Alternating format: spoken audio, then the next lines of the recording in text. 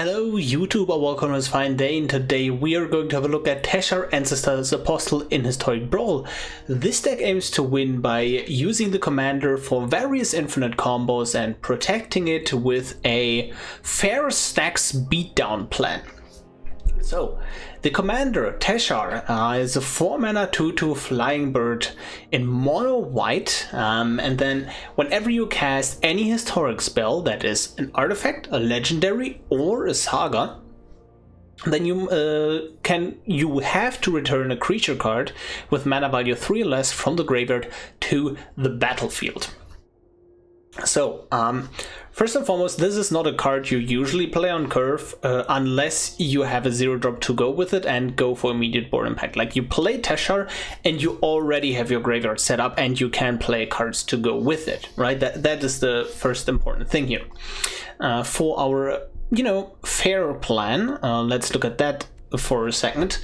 We have cards like Skyclave Apparition, Resart Monk of Saloon, Elite Spellbinder, and then, Ranger-Captain of Eos, just general stacks creatures that you can return from the graveyard. Especially Ranger-Captain of Eos is really, really brutal against like control decks, where you go turn 3 Ranger-Captain, search Ornithopter, turn 4 Teshar, crack Ranger-Captain first so your Teshar can't get countered, then play Teshar, play the Ornithopter, bring back a Ranger-Captain, and now every upkeep you're going to crack a Ranger-Captain and fetch historic cards whenever the Ranger-Captain ETBs. So you easily can lock the opponent out of casting sorceries for like 10-15 turns in a row, which is usually enough to kill them. And then for the actual combo part, it is really, really complicated.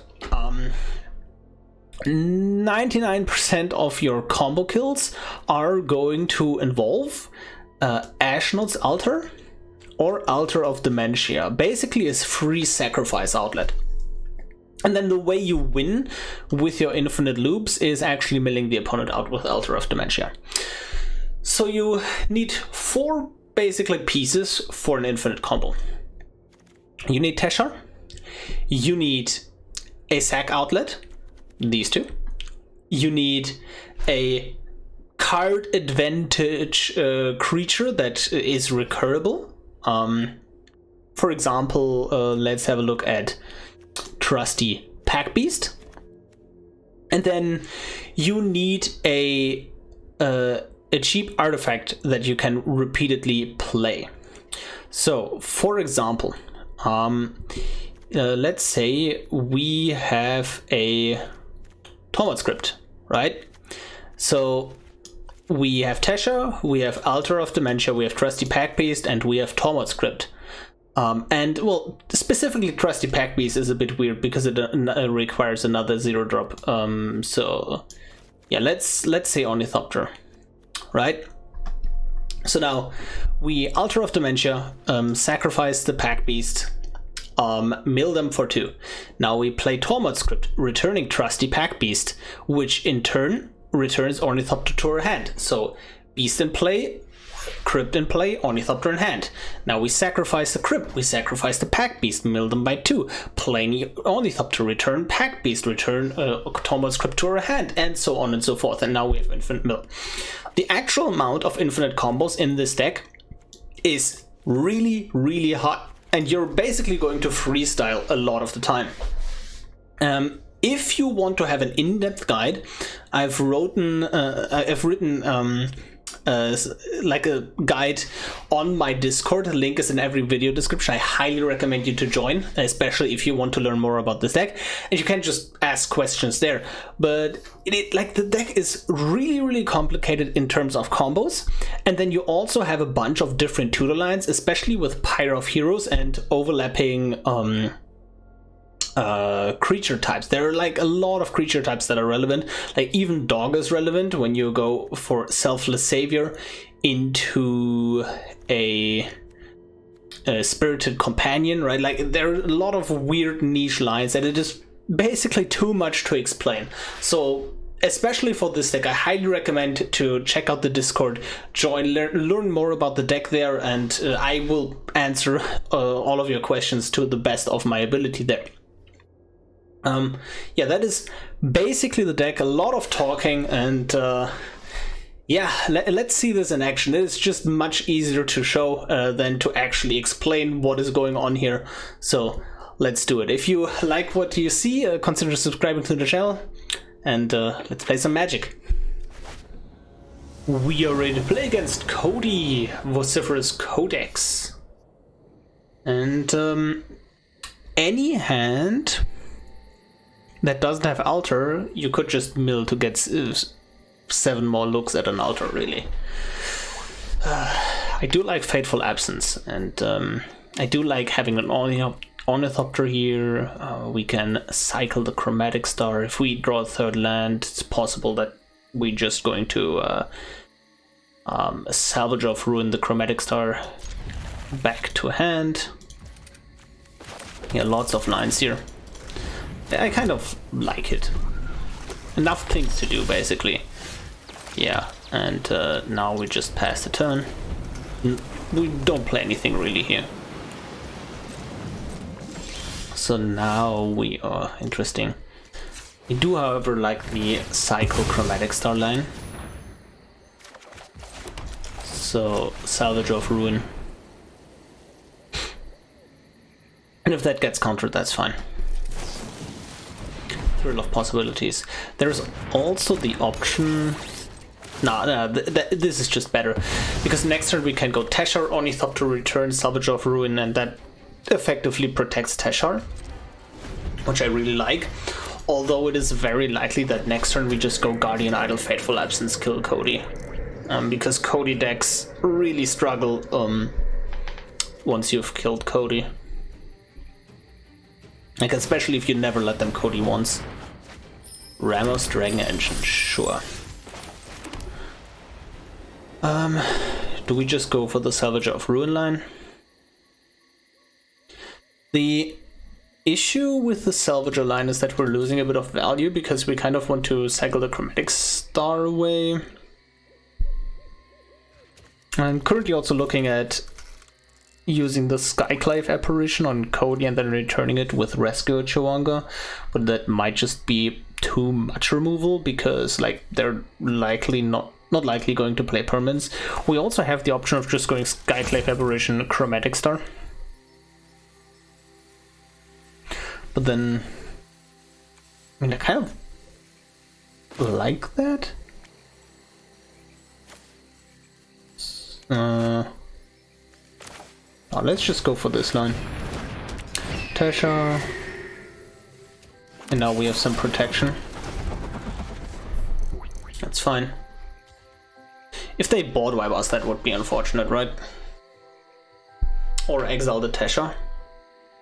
It's just like in these kind of spots, like this is not a spot where I'm happy to play Teshar, to be honest, and honestly it is probably just too early to play Teshar here. I would have much like just cantrip creatures, like any cantrip creatures is really what I want here. Although now we can go kind of nuts. So what we're going to do now is we're going to draw a card for each mana we're going to spend. So like Chromatic Star, Salvager of Ruin, returning Chromatic Star, Chromatic Star, returning the Salvager, and if we had a cost reducer, like we have 1 cost reducer in the deck, the Chromatic Star would cost 0 and we would just have infinite. So now, yep, play you, go for you, and now we finish it with some Moonsilver Key. Would be lethal next turn. So that's just infinite mana. Because Moonsilver grabs Altar of the Altar that generates mana. I think I just want to go for the safest line here in playing the Mana Rock. Yeah, and now we just turbo cantripped our way to victory here. Like, the Salvager of Ruin lines are one of the few lines where you win without an altar. Wait, what happened? There was nothing I could have done about that, right? I just didn't notice what was going on. Was there any way to prevent that? No, right? Yeah, we could have just destroyed that treasure. If they pick a bad pile, then we still win this game likely. If they go like just triple X return, that's not too threatening actually. At least of what we know right now.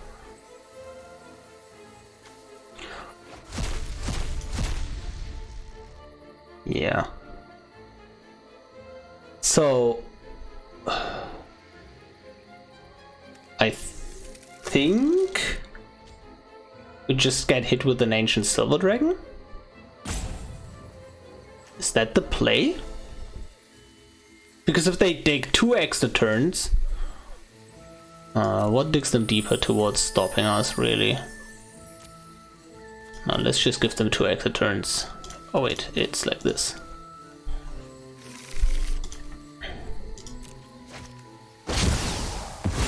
Wait, that's also likely lethal, right? Where they next turn they bring back Unburial Rites. They just cast Unburial Rites, flashback Ramos. Oh wait, they're going for Cody? Wow. That's just not that threatening, right? What are they going to do?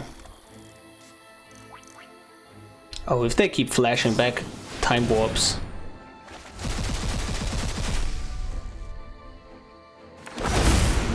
Oh. Honestly, kind of fine with that. Cast it. Okay, thought so. Then I'm just gonna go for lethal, right? Okay, so this might take a while. Ornithopter, right? Moon Silver Key, Ashnod's Altar. So we can, as an in-between step, use this, bring back Moon Silver Key to hand, Ashnod's Altar, bring back. Now generate mana, right? So return this. Play this. Return. Now that already is an infinite mana loop, right? But we can do one step better, where we alternate this with the Chromatic Star loop. So now like this. Beautiful. And we also kind of want to find a way to filter to white mana. So bring Ornithopter, sacrifice Ornithopter, and you gotta, like, you have to be fast with this kind of deck. So the way we can filter for mana is going to be Relic of Legends, if we find a legend. Now this returns Ornithopter to, you know, do the thing. So now we have white mana available. So we're going to hold priority, then in response, sack here. Yep. And honestly, we don't have enough time to do the whole thing. Just straight up, we don't have enough time.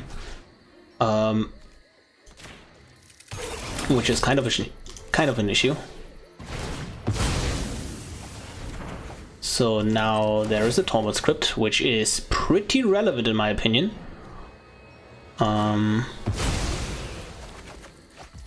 So now Chromatic Star, return Salvager. Let's sacrifice the Salvager in order to play a Trusty Packbeast, returning Ornithopter, and now we can alternate casts in order to get more and more mana. So Chromatic Star is cycling through the deck, right? And we're kind of looking for a... what's it called? For mill card, but like honestly, just removal is fine here. Just removal is just fine. Because we can also just get into a situation where it's going to be really, really hard to lose, right? So that is exactly what we're doing right now. So I'll return you. And in paper, this would be a classic, okay, I win. That is fine. But not so much here. Sorry. Bit sloppy in the execution here. But we will get there. Chromatic Star. There are ways how you can like speed up the combo where you let the game automatically target do the targeting for you because you don't have anything else to bring back. So I'm gonna show that here, right? Like this is just a little cool shortcut you can do, right? So we return this, right? And now we return you. Yep, more white mana. We return you. And we just keep doing this where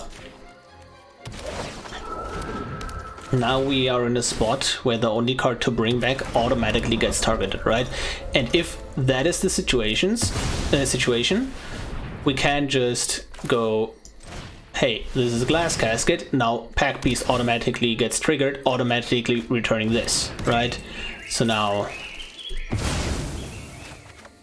get you, Packbeast, right? Now play the Moon Silver Key. Now the only target is Packbeast, now the only target is Chromatic Sphere. And that is how you actually manage to do all of this way, way faster. But you know what's even cooler? If we involve an Ingenious Smith in the loop. Because that just turbo digs. Like you can see with an Ingenious Smith here, we can just keep returning the Smith. I'm just going to return this way for the simplicity, right? So now with Ingenious Smith, we don't have much time left, right? And again, this would be infinite if not for the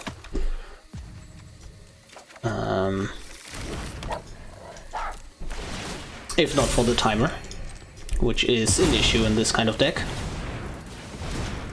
And we are going to... oh, there's a Pyrophorus. Perfect. I'm not going to waste time here on triggers. Really. Use Pyrophorus. Set a stop in their upkeep. Going to fetch out Ranger-Captain. Yep. Take you. And then...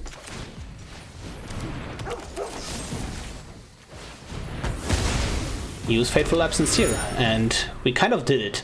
So now we have protection up with Selfless Saver. We can keep them from ever casting sorceries because we're going to crack this Ranger-Captain in their upkeep right here. We have a Tormod script in play to prevent graveyard-based shenanigans. And, you know, Selfless Savior, a whole bunch of cool stuff. And we can actually, before the turn ends, go into our turn with Ranger-Captain in hand by sacrificing Salvager of Ruin here. So yeah, a whole lot of things we can actually do with this kind of deck. And you've just seen the issue, right? Like, that, what you just saw was, hey, I'm running out of time. Okay, let's bring back everything again, just to speed up this process. And what is going on right now? The opponent is holding priority. So in case this takes a while, there's probably going to be a cut here. Faithless Salvaging by the opponent. Okay. That is a card in graveyard. Mesmeric Orb. Sure. Okay, let's sacrifice a couple of things just to float mana. And sacrifice you as well. Okay. So now Smith, Workshop Assistant, and Workshop Assistant is also responsible for a whole bunch of loops because it is a recursive, like it's basically a simpler Trusty Packbeast loop. So return Ornithopter. Yep. The Ornithopter for 3. Return Filigree Familium. Draw a card. And also, like, in case you're wondering, I still have a historic spell here, but I can also just like crack this Workshop Assistant to start the loop again. Like, yep. Ranger-Captain of Eos. We're doing that as an in-between step to get a Hope of Ghirapur. And currently thinking, like there is currently no, like there are ways how we can deal infinite damages in these spots, right? But I don't like them. That's basically the issue. The cards required for you to do these infinites are just... Oh wait. Oh well, I messed up here. The cards requiring you to do exactly these kinds of infinites are not good cards, basically. They don't basically serve a purpose other than making your life easier during the combo. Perilous Mirror, I believe, is one of them. So that's a 2-drop 1/1 that when it dies, pings somebody for 2. So like that would just make this thing way simpler. It is just not something I desire because yeah, I'm not about simplicity, I'm about efficiency. Well, you can argue, okay, but is it efficient if you're sitting here for 5 minutes? And I'll give you that. But also, we're going to sacrifice this Ingenious Smith and get a Rasad. And what we're going to do with this Rasad is Scholar of Nostrov. And now we're going to generate a bit of mana. So like this, like this. Going to specialize Rasad. Yep, discard you. Also, you know, because I don't like shenanigans with that Jinga Taxes there, we're going to Ashnod's Altar.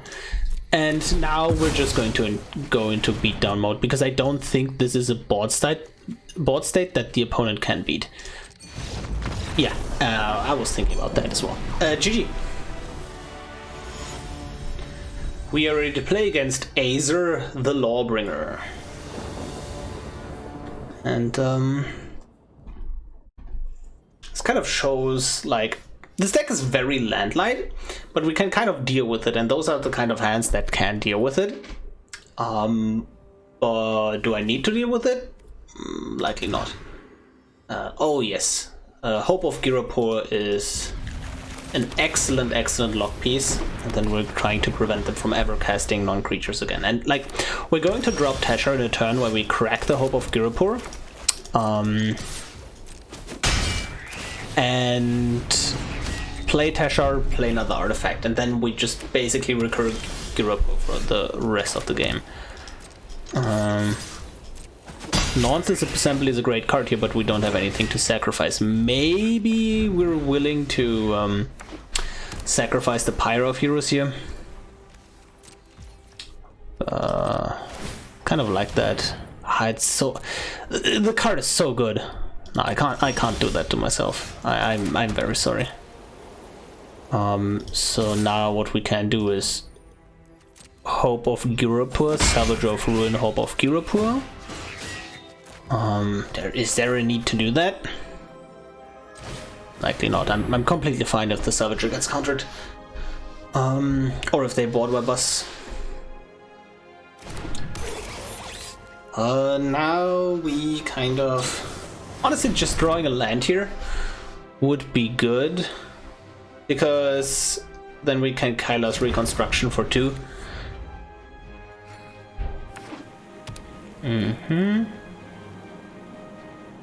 That is happening, sure. Narset. Yeah, not... It's an okay card.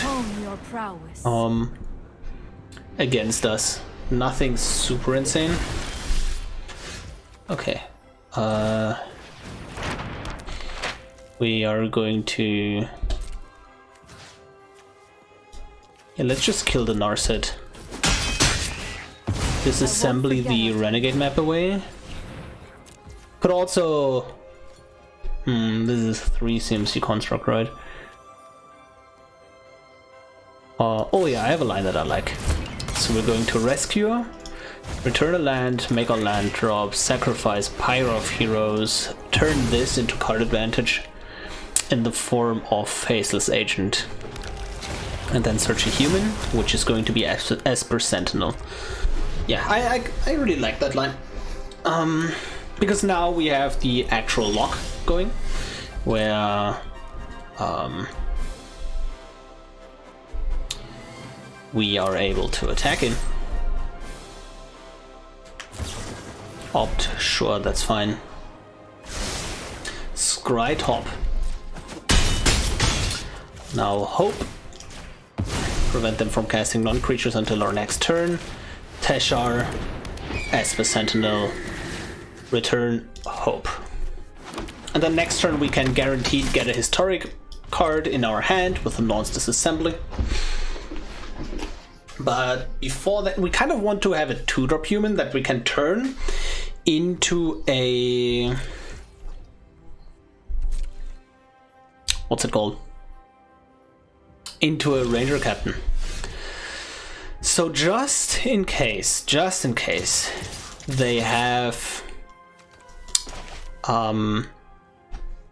Settle the Wreckage, we're not going to attack with Teshar. That exiles all attacking creature. The card has been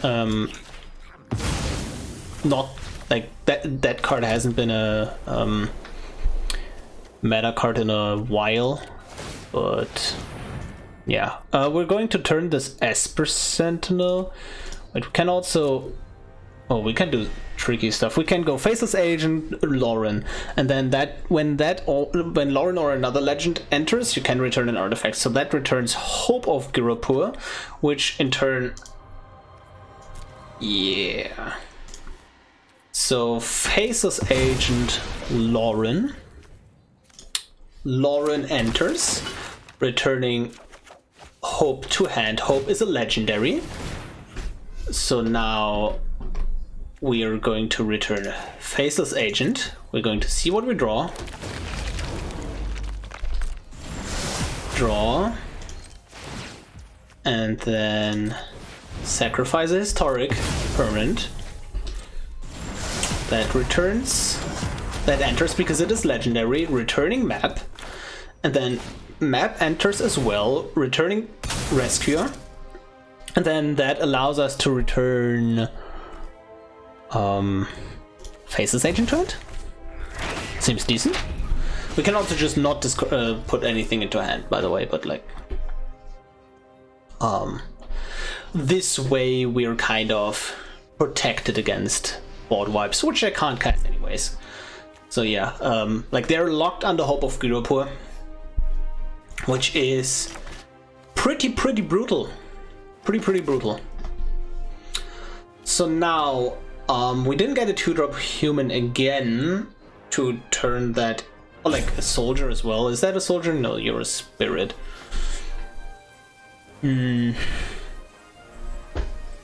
really like that line that we took last turn. It's a really good value line. Like, this board is already winning. We have 6, 9, 11 power. We have exactly lethal in play, right? Yeah, let's go for it. And then if they kill things, we're just going to, you know, sacrifice the things they kill with nonsense assembly in response. Okay. The question is if we want to crack Renegade Map immediately. Very likely, just to make our land drop. Okay, Renegade Map. Make our land drop. And just swing in for lethal. That's the game. GG.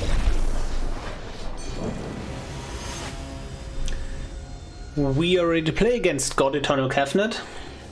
An awful lot of counter magic. Is this keepable? No turn 1 play. Solid turn 2 play in Rafine's Informant, cycling away Skyscanner most likely. Turn 3 Wicker Wing.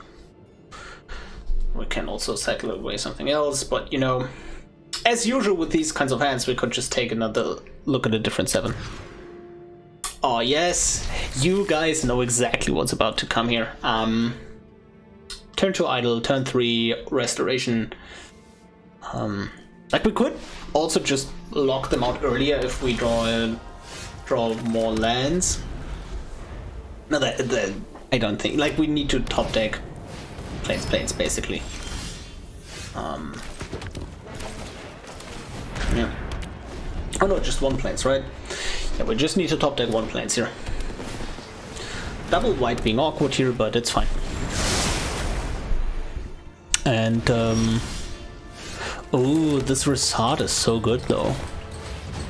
Should have played my island here, planes here, in case we want to use triple white pips.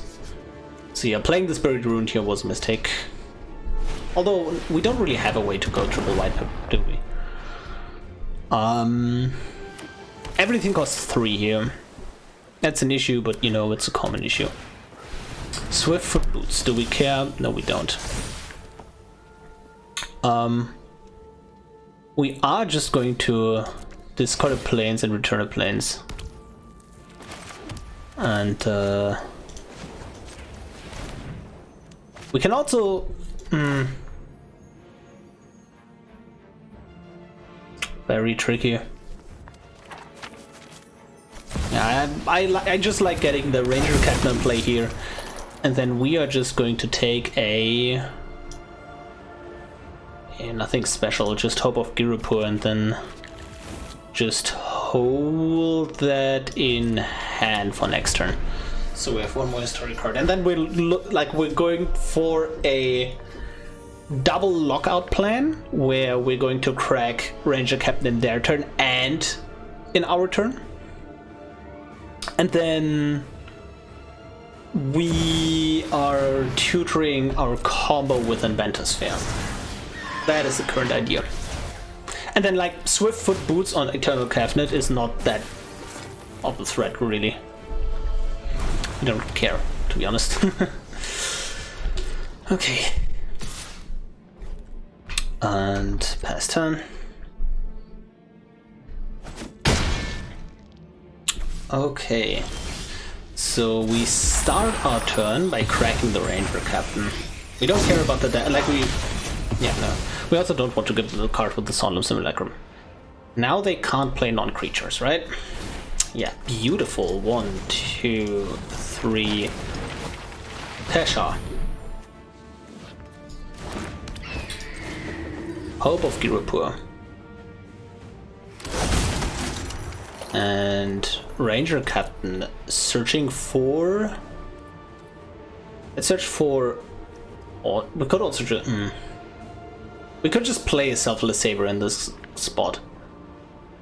Then we have historic spells to back it up next turn. Yeah, I kind of like that.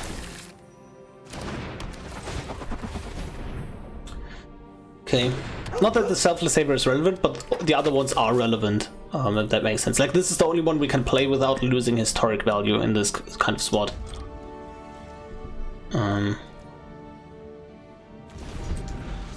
So they could crack Mindstone in response, get a card to copy, and then copy that, but no. So the cool thing here is we're going to play a historic spell, and they can counter that, but we also just don't care, right? Yeah, this is the reason why, you know, just getting the Selfless Saber into play is great, because now we can do this. We don't want to kill the Solemn Simulacrum, so do this, get another chump blocker, and then give this Indestructible, which, you know, Indestructible rarely matters against blue, but it kind of does here. And they are keeping back the Cabinet in order to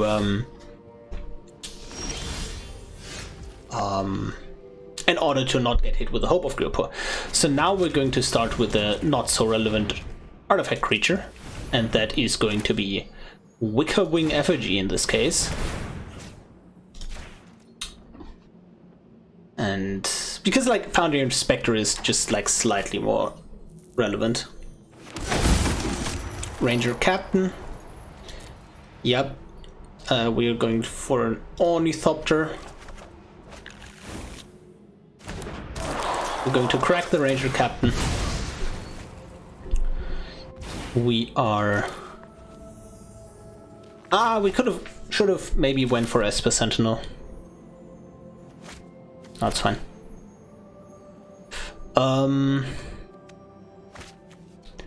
Kind of, do we need... Yeah, we kind of need the cost reduction for next turn, don't we? Yep. We don't really need a Selfless Saber. We have enough life. Like, we can't just jump block so often. Yeah, and we just keep locking them out of casting. Like, they have basically my main phase and upkeep and draw step, and their upkeep in order to cast anything. So yeah, they're just locked out of the game. GG. We are ready to play against Narset, part of Veils. Damn. Let's move. Yep, let's keep. We have 3 lands, so I'm kind of don't want to play this Terrarion out here. Now I kind of want to. No, never mind. Yeah, we have 3 lands. Okay, and this, if we get a Bauble, yeah, I kind of just want to put more power into play in this case in order to pressure the Narset better. Yeah, but now we're just, again, like, just a fair beatdown plan, right?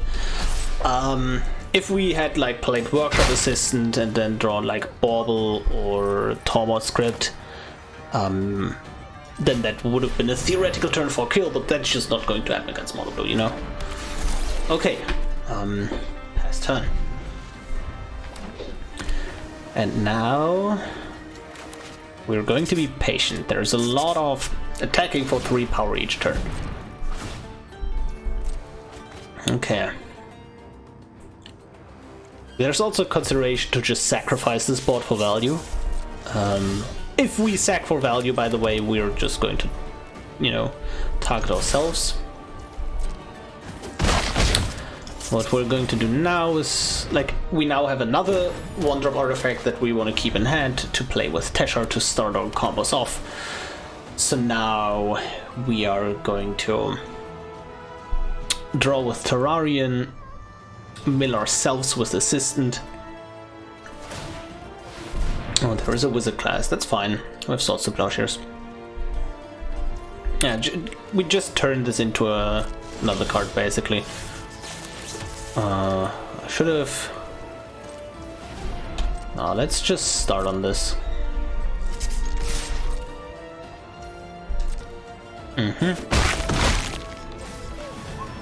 So, draw a card. Let's see what we're going to get. It's a Foundry Inspector. Kind of want to just add that to the board. If it gets countered, it gets countered, right? But we can just... Like, if that gets countered, for example, for 3 mana, we are likely going to Workshop Assistant that to a hand and then play it again just to have more pressure on the field. And we... very close to winning here, actually. We are, in fact, winning, actually. If they tap out for this Hall of the Storm Giants, that is. Which is not going to be likely. Hullbreaker Horror. More like, get exiled. That's fine. And if they would have been greedy and did it in the combat set, they would have just outright died there. So, hey, yay. Good play, opponent. Cavalier. Okay. So, the way we can play this is 1, 2, 3, 4. Okay, if they just have a single counterspell up for a commander here, we have lethal. So that's great news. So let's get our commander countered.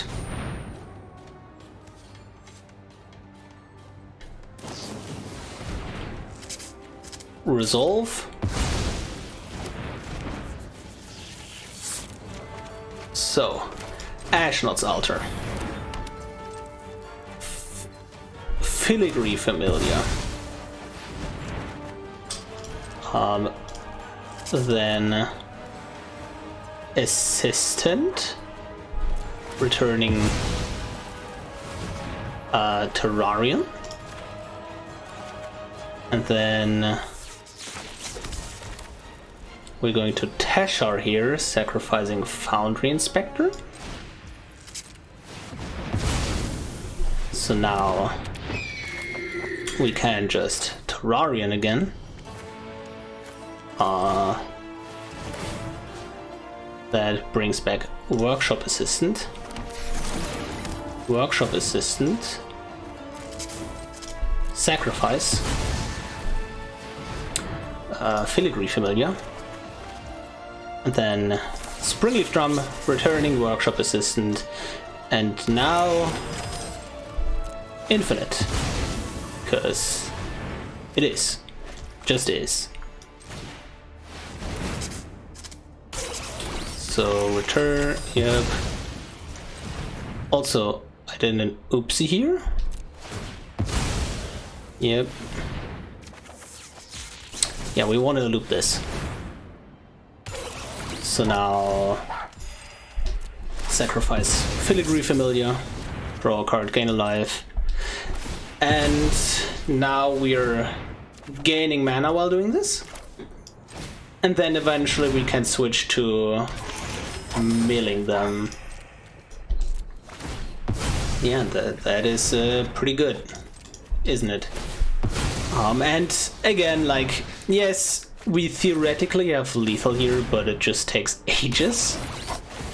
So, yep. Filigree Familiar. Workshop Assistant. So now let's just the Foundry Inspector and then just do this loop like this, where we're now generating 1 more mana, right? Which is like, it's just speeding the thing up. Should have done this a bit earlier as well. So now with each loop we're gaining 2 mana. And now Altar of Dementia, milieu. Use Dementia. Assistant. Dementia Assistant, Dementia Assistant. So now also believe we can just play Mystic Forge here to filter through our deck quicker. Okay. That was a mistake. There is a really neat trick I could have done here. I'm gonna show it to you next time. There is a certain card on top.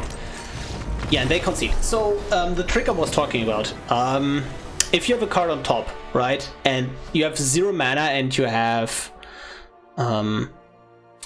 okay, let's assume you have 0 mana, the card on top costs 2 mana, and you have a Ashnod's Altar in play.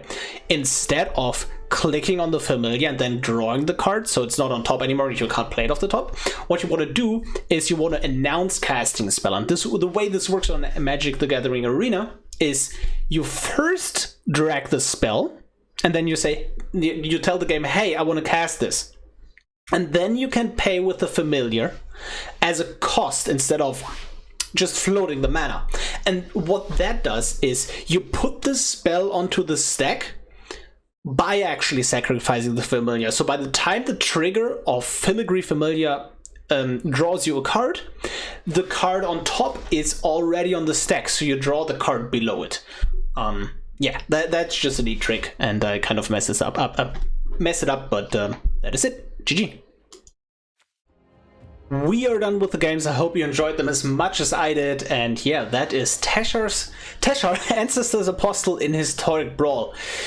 What a deck. I love this deck. It is exactly my kind of combo deck where you always feel like you have to think, and you're like big brain, and oh, look at my cool combos, and now I'm doing this combo, and now I'm doing that combo. Oh, what combo comes next? And then just suddenly pivot into a stacks game plan, and you have this whole toolbox. This is the exact kind of deck I love, right? And it is a blast to play. It is an absolute blast to play, and also performs pretty well on queue. I'm like at 82% win rate with it right now, partly because it gets placed really low in the queue, to be perfectly honest. So, first and foremost, I want to address a couple of things. Why don't you play X card is a question that I'm probably going to get a lot. First and foremost, what are you going to cut? Because this deck really needs a critical mass of creatures, right? Like, you need a lot of creatures to return them from the graveyard. Like, if you were running 33 creatures and, you know, okay, we have a Lauren that you can't return, so it's 32, but on average that gives you like, what, 1-2 creatures per hand? And so you really need those creatures to be in the graveyard, and then because you also need to bring them back. So you need a critical mass of creatures. You also need a critical mass of historic cards, right? So just to bring back those cards. So we have 39 artifacts, and you really want to have, like, we also have a couple of legends here. So around about, let's say, 45, right? 45 historic cards to trigger off of Teshar. And this is just so we have, like, we really just want to start our combo, as you've seen, just keep those cards in hand. And you also want to do other things. Specifically, why don't I play win conditions like Aetherflux or Perilous Mirror? Because they're bad outside of the combo. It's not a card I would like to see in my hand if I don't go for the combo, which is why I don't include them. I'm personally of the opinion that I don't want to make my deck worse in theory. Like, I'm all about this theory of this is the theoretical best deck. I don't care about the timer, right? Like, okay, passes the turn, so what? We locked them out of the game. We just win by doing that a lot of the time, right? So, yeah, we could do that, but like, in theory I had the win, so I'm, you know, pretty satisfied with that. Also, Paradox Engine is a card that you're going to see in a lot of these decks, and it just doesn't make sense to me.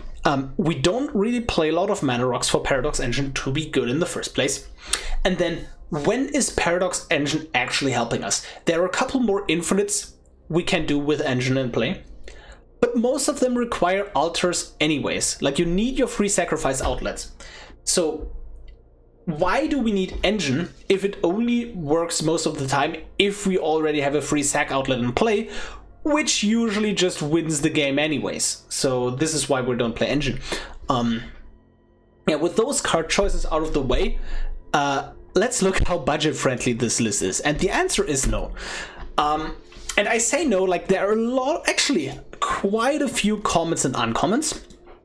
But the issue here is the rares and mythics. Okay, like the lands, you don't really need the lands. Maybe Inventor's Fair as an additional tutor target, but you don't really need the lands. But everything else here is so focused and important to the strategy. Maybe you don't need Declaration in Stone, right? Like the removal, you can argue. But altars, you need them. You need your Pyro of Heroes, Oswald Fiddlebenders. Kyla's Reconstruction, usually played X equals 2. X equals 3 has like a 90+% chance to hit 3 targets that you can actually play. So like X equals 3 is the maximum I would do, and you consistently can hit X equals 3, right? But like that is a card that digs 7 cards deep for more altars. You need your like Scrap Trawlers for certain loops, you need your Skyclave Apparition Ranger-Captain for the stacks plan, and you saw how important that stacks plan is, right? You need all those 1-drops for the Ranger-Captain.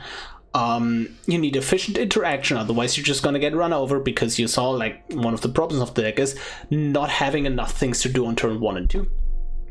So the cards here are really necessary, and I wouldn't like, if you tell me that I'm missing 10 cards here, any 10 cards, I would say, yeah, deck is unplayable. That is just a reality, and it is a pretty expensive deck. And also the issue here is that a lot of the crafts for that deck you're going to only use in this deck, like non-disassembly. Like, where do you play that? Kyla's Reconstruct is a really bad card in most of the decks, but they're just so good here, right? So yeah, that is Teshar, Ancestor, Apostle in historic Brawl. Hope you enjoyed the video, and I will see you in the next one. Goodbye.